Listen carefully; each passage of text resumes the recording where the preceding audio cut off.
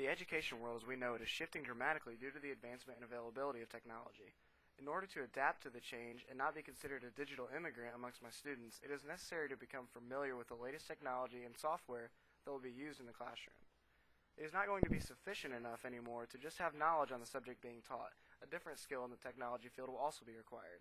The teacher of the new millennia will also be a computer expert who can explain different programs, commands, software, and problems to the students without letting it interfere with the learning process.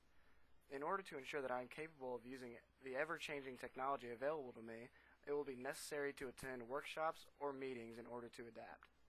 The ideology that says I will not change my methods or teaching style will not be acceptable anymore. The push for more advanced and internet-related methods of teaching and learning is not going to go away. On the contrary, by the time I am teaching, there will be skills necessary to learn in the field of technology that I haven't even heard of yet.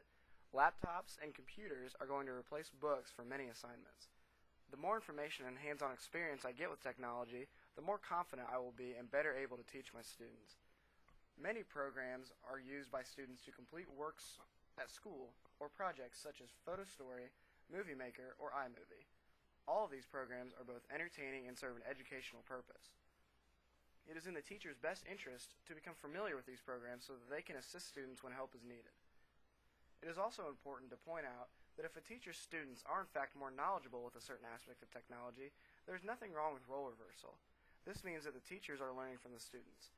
This will be just as beneficial for the students because I have always felt that by explaining something you grasp a better understanding of it yourself. Using the internet in your classroom can be a very valuable resource if it is done correctly. Knowing which sites are best suited for the classroom is a must. Knowing not only how to search the web, but how to show your students where to find resources is a key to the classroom that revolves around technology, even if technology isn't the subject being taught. Knowing which websites are appropriate does not only mean those whose information isn't valid, but also those considered vulgar. The slightest difference in a URL search can be crucial. Another method to prevent this incident would be involve the teachers in blacklisting certain terms and whitelisting others. To do this, a teacher must know computer technology, which is another reason for the traditional style of teaching that will not be sufficient anymore. Even if you don't want to teach to the new era, the responsibility to keep students off websites that aren't school appropriate lies with the teacher. Another idea that teachers need to consider is online contact with students. What I mean by this is possibly setting up some sort of website with information about your class, policies, or other information for your students to see and reference when outside of the classroom. This can become very valuable not only as an organizational tool for a teacher, but as a quick reference for students when need be. Most importantly, a teacher must be open-minded to the rapid development in the field of technology.